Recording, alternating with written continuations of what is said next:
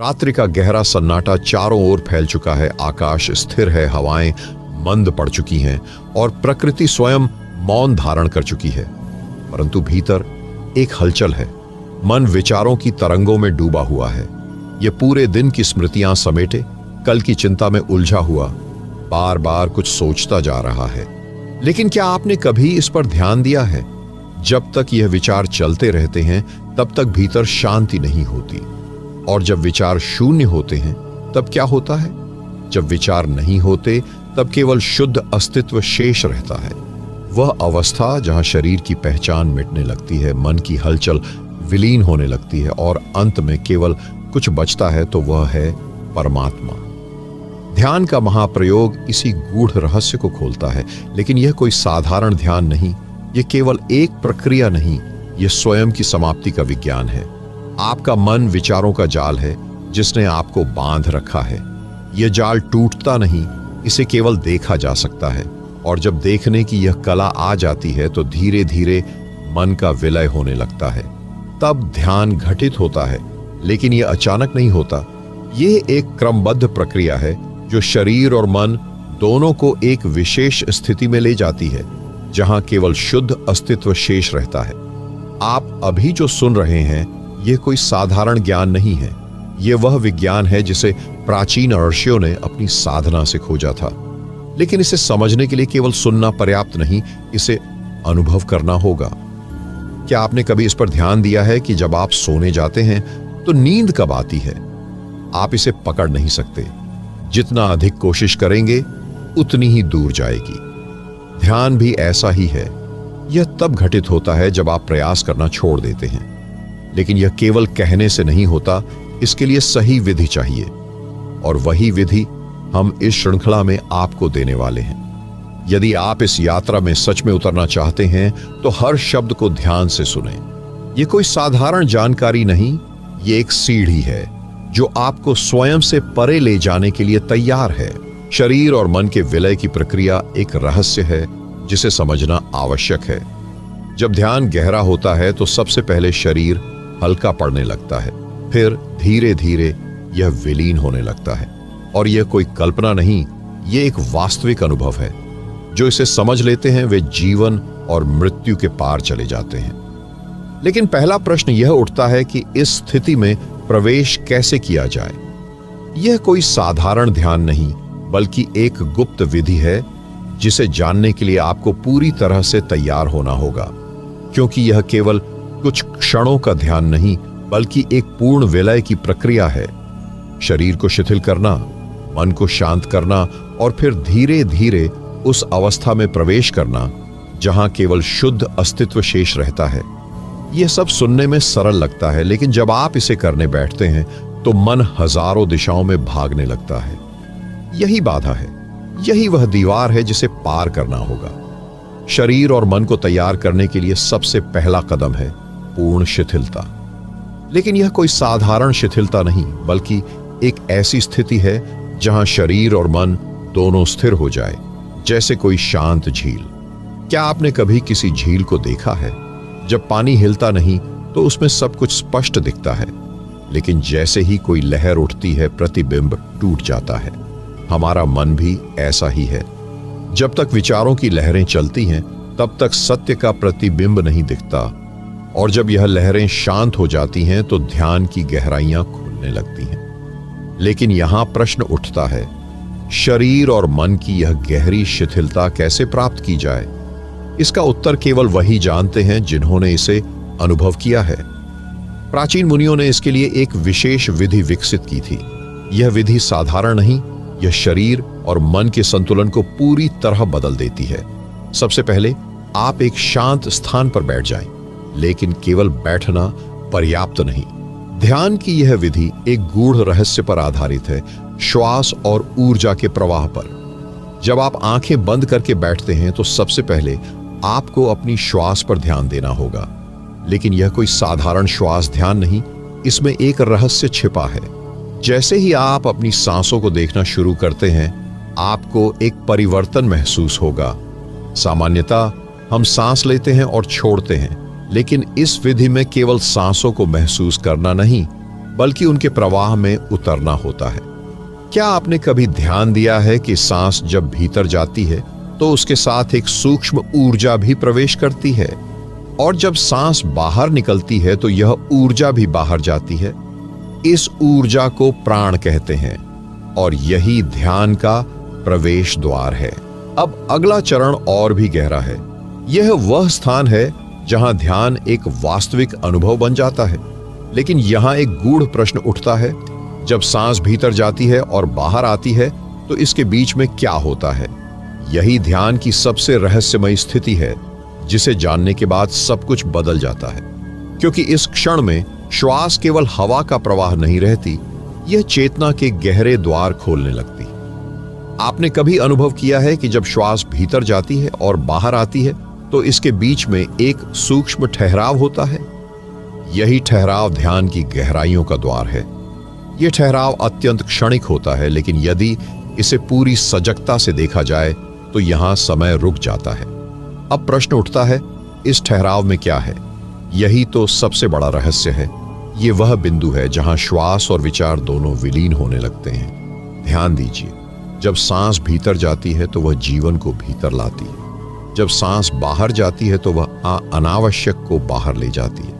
लेकिन जब दोनों के बीच ठहराव आता है तो वह क्या लाता है? शून्यता। और यही शून्यता वही क्षण है जहां ध्यान का वास्तविक रूप प्रकट होता है। परंतु इसे पकड़ना आसान नहीं। जैसे ही आप इस ठहराव पर ध्यान देते हैं, मन इसे पकड़ने की कोशिश करने लगता है और यह गायब हो जाता है।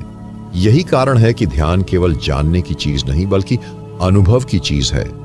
इसे बौद्धिक रूप से समझना पर्याप्त नहीं, इसे अनुभव करना होगा। और अनुभव करने के लिए एक गहरी विधि अपनानी होगी। जैसे ही आप श्वास के ठहराव को देखते हैं, इसे जबरदस्ती रोकने का प्रयास न करें, केवल इसे महसूस करें।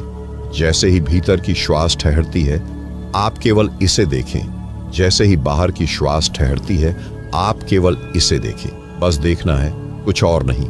धीरे धीरे यह ठहराव बढ़ने लगेगा, और जब यह बढ़ता है तो एक विचित्र घटना घटती है। विचार स्वयं विलीन होने लगते हैं। अब यहां एक और प्रश्न उठता है, जब विचार विलीन होते हैं तब क्या बचता है? यही वह बिंदु है जहां ध्यान अपनी पूर्णता पर पहुंचता है। यही वह अनुभव है जिसकी खोज सदियों से की जा रही है, लेकिन बहुत कम लोग इसे पा सके क्योंकि वे केवल बाहरी विधियों में उलझे रहे। ध्यान कोई तकनीक नहीं, यह एक अंतर्ज्ञान है। विधियां केवल मार्ग दिखा सकती हैं, लेकिन वास्तविक यात्रा आपको स्वयं करनी होती है। और इस यात्रा में सबसे बड़ा भ्रम यही है कि हम इसे किसी प्रयास से पा सकते हैं। अब यहां एक गहरा सत्य समझना होगा। ध्यान में प्रवेश करने के लिए प्रयास छोड़ना पड़ता है। यह सुनने में विरोधाभासी लगता है, लेकिन यही रहस्य है। ध्यान एक ऐसी अवस्था है जो तब घटती है जब करने का भाव समाप्त हो जाता है। जब आप कुछ भी करने की इच्छा को छोड़ देते हैं, तब ध्यान प्रकट होता है। लेकिन यहां एक चुनौती है, मन सदैव कुछ करने की आदत में जीता है। जैसे ही आप शून्य में जाने का प्रयास करते हैं, मन उसे पकड़ने की कोशिश करता है, और जैसे ही आप इसे पकड़ने का प्रयास करते हैं, यह गायब हो जाता है। यही कारण है कि ध्यान में सबसे कठिन कार्य कुछ न करना है। तो फिर क्या किया जाए? कैसे उस स्थिति में पहुंचा जाए जहां मन स्वतः ही शांत हो जाए? यही वह बिंदु है जहां एक और गुप्त विधि प्रकट होती है। अब तक हमने श्वास के ठहराव को देखा, लेकिन अब इससे एक कदम आगे बढ़ना है। जैसे ही आप इस ठहराव को अनुभव करने लगते हैं, आपको एक और चीज पर ध्यान देना होगा। वह है अनाहत नाद, वह आंतरिक ध्वनि जो सदैव प्रवाहित हो रही है। क्या आपने कभी ध्यान दिया कि जब सब कुछ शांत हो जाता है, तब भी एक सूक्ष्म ध्वनि सुनाई देती है? यह कोई बाहरी ध्वनि नहीं, बल्कि भीतर की मौलिक ध्वनि है। इसे सुनना ही अगला चरण है। जैसे ही आप इसे सुनते हैं, आपका ध्यान पूरी तरह से भीतर की ओर मुड़ने लगता है, और जब यह पूरी तरह भीतर मुड़ता है तो मन की हलचल अपने आप समाप्त होने लगती है। लेकिन यह केवल एक शुरुआत है। जैसे जैसे भीतर की ध्वनि स्पष्ट होती जाती है, वैसे वैसे मन का अस्तित्व विलीन होने लगता है। यह नाद कोई साधारण ध्वनि नहीं, बल्कि चेतना का द्वार है। इसे सुनते ही आप पाते हैं कि आप शरीर नहीं हैं, आप मन भी नहीं हैं। अब यहां पर एक रहस्य समझना होगा। यह ध्वनि कहीं बाहर से नहीं आ रही, यह स्वयं आपकी आत्मा की ध्वनि है। जब कोई व्यक्ति गहरी निष्ठा से ध्यान करता है तो यह ध्वनि स्वतः प्रकट होती है। इसे ही ऋषियों ने ओंकार नाद कहा है। और यह नाद केवल ध्वनि नहीं बल्कि एक ऊर्जा है, एक कंपन है जो आपको चेतना की गहराइयों में ले जाता है। लेकिन यहां एक और चुनौती आती है। जैसे ही मन इसे सुनना शुरू करता है, वह इसे पकड़ने की कोशिश करता है, और जैसे ही आप इसे पकड़ने का प्रयास करते हैं, यह दूर चली जाती है। इसका कारण यह है कि इसे सुना नहीं जाता, बल्कि इसमें विलीन हुआ जाता है। यही ध्यान का अगला चरण है, ध्वनि के साथ एकाकार हो जाना। यहां पर एक महत्वपूर्ण बात ध्यान दें। जैसे जैसे आप इस ध्वनि के साथ गहरे जाते हैं, वैसे वैसे शरीर की चेतना मिटने लगती है। कई साधकों को इस बिंदु पर लगता है कि वे सोने लगे हैं, लेकिन यह नींद नहीं है। यह चेतना का एक गहन रूपांतरण है। शरीर और मन की पकड़ ढीली पड़ने लगती है, और जो शेष बचता है वह केवल शुद्ध अस्तित्व होता है। अब प्रश्न यह उठता है कि इस अवस्था में पूरी तरह से स्थिर कैसे हुआ जाए, कैसे इस ध्वनि में पूर्णतः विलीन हुआ जाए ताकि केवल आत्मा शेष रह जाए। लेकिन यह आत्मा क्या है? यह केवल कोई धारणा नहीं बल्कि जीवंत अनुभव है। जब ध्यान गहरा होता है तो एक अनोखी घटना घटती है। मन की परिधि धीरे धीरे विलीन होने लगती है। पहले विचारों का प्रवाह मंद होता है, फिर वे शून्य में विलीन होने लगते हैं, और अंततः केवल एक मौन बचता है। एक ऐसा मौन जिसमें शब्दों का कोई अस्तित्व नहीं। यहां पर एक रहस्य समझना आवश्यक है। जब तक ध्यान केवल विचारों को देखने तक सीमित है, तब तक गहराई तक नहीं जाया जा सकता। लेकिन जब साधक स्वयं को भी देखने लगता है, अर्थात यह देखता है कि मैं कौन हूं जो यह सब देख रहा है, तब एक नया द्वार खुलता है। इस स्थिति में ध्यान केवल देखने की क्रिया नहीं रह जाती, बल्कि देखने वाला भी स्वयं में विलीन होने लगता है। अब यह जानना आवश्यक है कि जब विचार पूरी तरह से शांत हो जाते हैं, तब क्या अनुभव होता है। यहां पर दो प्रकार की स्थितियां हो सकती हैं। एक केवल शून्यता का अनुभव जिसमें कुछ भी नहीं रहता, और दूसरी एक दिव्य ज्योति का प्रकट होना जो परमात्मा का प्रथम संकेत होता है। यह ज्योति बाहर नहीं, भीतर प्रकाशित होती है। यह कोई कल्पना नहीं बल्कि अनुभवजन्य सत्य है। जब ध्यान इस स्तर पर पहुंचता है तो साधक को पहली बार अनुभव होता है कि शरीर, मन और विचारों से परे भी कुछ है, कुछ ऐसा जो अविनाशी है, अडिग है। लेकिन यहां एक और रहस्य छिपा है। यह स्थिति स्थायी क्यों नहीं रहती? जब ध्यान से बाहर आते हैं तो यह अनुभव धीरे धीरे धुंधला क्यों पड़ जाता है? क्या ऐसा कोई उपाय है जिससे यह अनुभव जीवन का स्थायी अंग बन जाए? यही तो ध्यान का परम उद्देश्य है। ऐसी अवस्था में पहुंचना जहां परमात्मा का अनुभव केवल ध्यान तक सीमित न रहे, बल्कि हर क्षण जीवन का अभिन्न हिस्सा बन जाए। लेकिन इसके लिए क्या करना होगा? यहां साधना का एक और रहस्य प्रकट होता है। ध्यान में गहराई से उतरने के लिए केवल विचारों को शांत करना पर्याप्त नहीं है, बल्कि मैं भाव का लय होना आवश्यक है। जब तक यह मैं बना रहता है, तब तक ध्यान केवल एक अनुभव मात्र रहेगा। लेकिन जब मैं विलीन होता है, तब ध्यान स्वयं में ही परमात्मा बन जाता है। अब प्रश्न उठता है कि यह मैं कैसे विलीन हो? इसे दबाने से, नकारने से या इसके विरुद्ध संघर्ष करने से यह समाप्त नहीं होता, बल्कि और अधिक मजबूत हो जाता है। लेकिन जब इसे केवल देखा जाता है, बिना किसी प्रतिक्रिया के, बिना इसे सही या गलत ठहराए, तब यह धीरे धीरे अपनी पकड़ छोड़ने लगता है। यही आत्मा का साक्षात्कार है, जब आप स्वयं को देखते हैं, लेकिन देखने वाले भी समाप्त हो जाते हैं। इस स्थिति में एक अद्भुत परिवर्तन होता है। पहली बार जीवन और मृत्यु का भेद समाप्त होने लगता है। ध्यान इस गहराई में प्रवेश करता है जहां अहंकार नाम की कोई चीज नहीं बचती। अब कोई साधक नहीं होता, केवल साधना होती है। अब कोई ध्यान करने वाला नहीं बचता, केवल ध्यान शेष रहता है। यही वह स्थिति है जहां से आत्मा का वास्तविक स्पर्श होता है, जहां साधक और परमात्मा एक हो जाते हैं। लेकिन यह स्थिति कितनी देर बनी रहती है? क्या यह केवल ध्यान के क्षणों तक सीमित होती है या इसे जीवन भर बनाए रखा जा सकता है?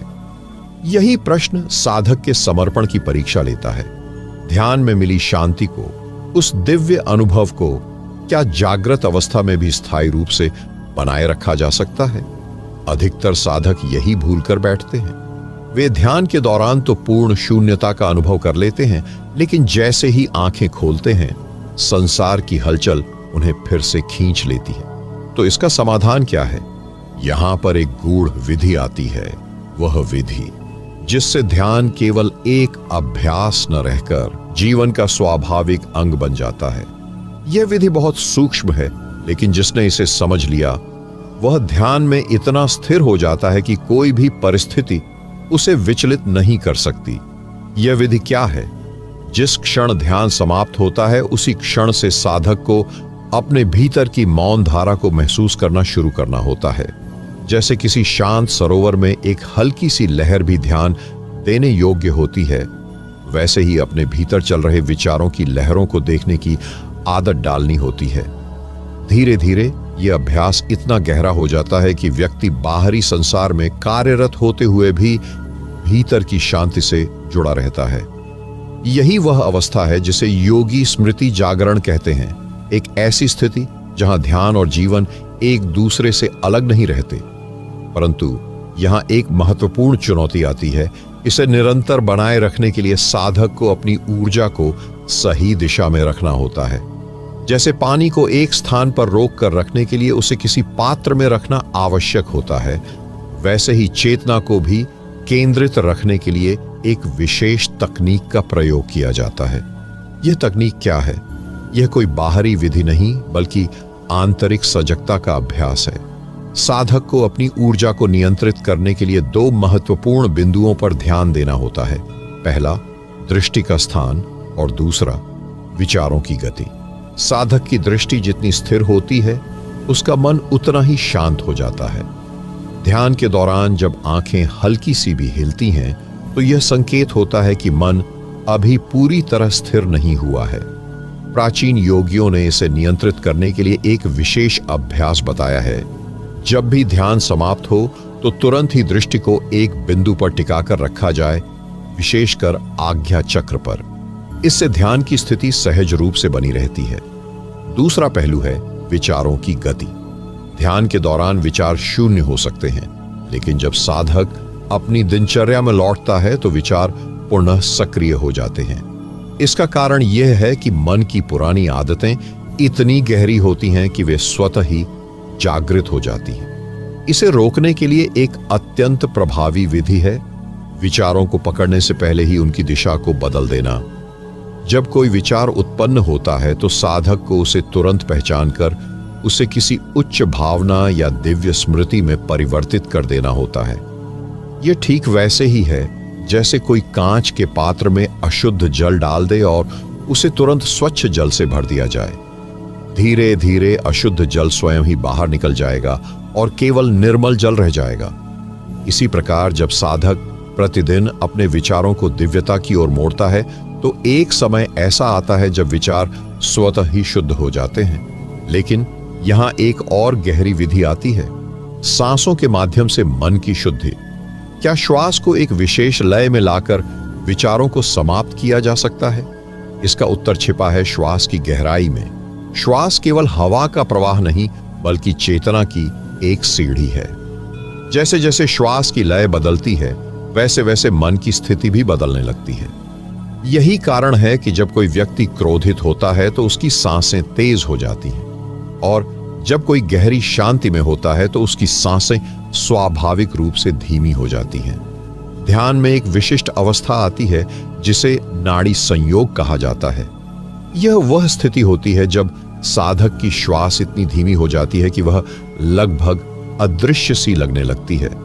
उस समय केवल एक हल्का कंपन अनुभव होता है, मानो शरीर और मन विलीन हो रहे हों। इस स्थिति में प्रवेश करने के लिए एक अत्यंत प्रभावी विधि का अभ्यास किया जाता है। श्वास को मात्र देखना, उसे बदलने का कोई प्रयास न करना, बल्कि उसे सहज रूप से बहने देना, जब साधक श्वास के प्रति इतना सजग हो जाता है कि वह प्रत्येक श्वास के आरंभ और अंत को देख सकता है, तो एक विशेष अवस्था उत्पन्न होती है। साधारणतः हम यह अनुभव नहीं कर पाते कि एक श्वास समाप्त होती है और दूसरी श्वास शुरू होने के बीच एक सूक्ष्म विराम होता है। यही वह क्षण है जहां ध्यान का वास्तविक द्वार खुलता है। प्राचीन योग ग्रंथों में इसे केवल कुंभक कहा गया है। वह अवस्था जब श्वास रुक जाती है, लेकिन किसी प्रयास से नहीं, बल्कि स्वाभाविक रूप से। यह कोई बाहरी नियंत्रण नहीं, बल्कि एक आंतरिक प्रक्रिया है जो तब होती है जब मन पूर्ण रूप से वर्तमान क्षण में स्थिर हो जाता है। लेकिन प्रश्न यह उठता है कि क्या केवल श्वास को देखने से ही यह अवस्था प्राप्त हो सकती है, या इसमें और भी कोई रहस्य छिपा है?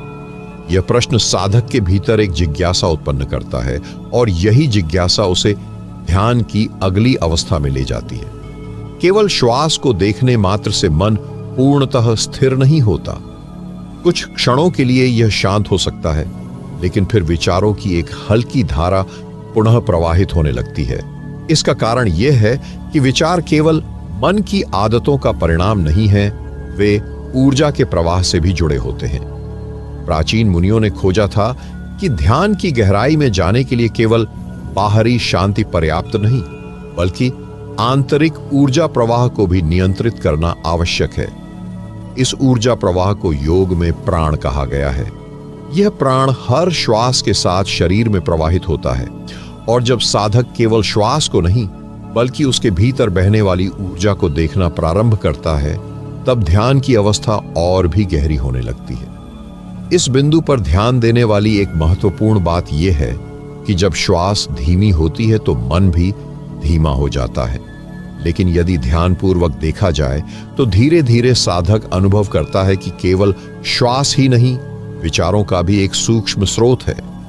जैसे कोई तरंगें समुद्र की गहराई से उठती हैं, वैसे ही विचार भी किसी गहरे स्रोत से जन्म लेते हैं। इस स्रोत को जानना, इस स्रोत को देखना, यही ध्यान का अगला चरण है। लेकिन प्रश्न यह उठता है कि यह स्रोत कहाँ है? क्या यह मन के भीतर छिपा है, या चेतना के किसी और गहन स्तर पर स्थित है?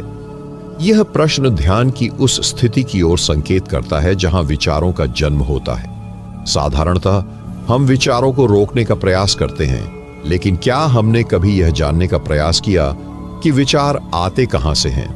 जब कोई तरंगें समुद्र की सतह पर उठती हैं, तो वे किसी गहरे स्रोत से उत्पन्न होती हैं। उसी प्रकार मन में उठने वाले विचार भी किसी आंतरिक गहराई से प्रकट होते हैं। यदि इस गहराई को खोजा जाए तो एक विस्मयकारी सत्य सामने आता है। विचार स्वयं अपने आप में स्वतंत्र नहीं हैं। वे केवल ऊर्जा के सूक्ष्म कंपन हैं जो हमारी चेतना में प्रकट होते हैं। जब साधक ध्यान में गहरे उतरता है तो वह अनुभव करता है कि विचारों का एक केंद्र है जहां से वे जन्म लेते हैं। ये केंद्र मन की सतह पर नहीं, बल्कि कहीं अधिक गहरे छिपा होता है। अब यहां एक महत्वपूर्ण बिंदु आता है। यदि विचार किसी स्रोत से जन्म लेते हैं, तो क्या उस स्रोत तक पहुंचना संभव है? इसका उत्तर है हां, लेकिन इसके लिए केवल मानसिक चुप्पी पर्याप्त नहीं। विचारों के स्रोत तक पहुंचने के लिए साधक को एक अत्यंत सूक्ष्म अभ्यास करना पड़ता है। इस अभ्यास में साधक अपने भीतर ध्यान लगाकर एक बिंदु खोजता है, वह बिंदु जहां विचार उत्पन्न होने से पहले केवल मौन होता है। यह मौन विचारों के बीच के अंतराल में स्थित होता है। जब कोई विचार समाप्त होता है और नया विचार जन्म लेता है, तो उनके बीच एक सूक्ष्म शून्यता होती है। यही शून्यता ध्यान का प्रवेश द्वार बन सकती है। लेकिन प्रश्न यह उठता है कि इस शून्यता में प्रवेश कैसे किया जाए?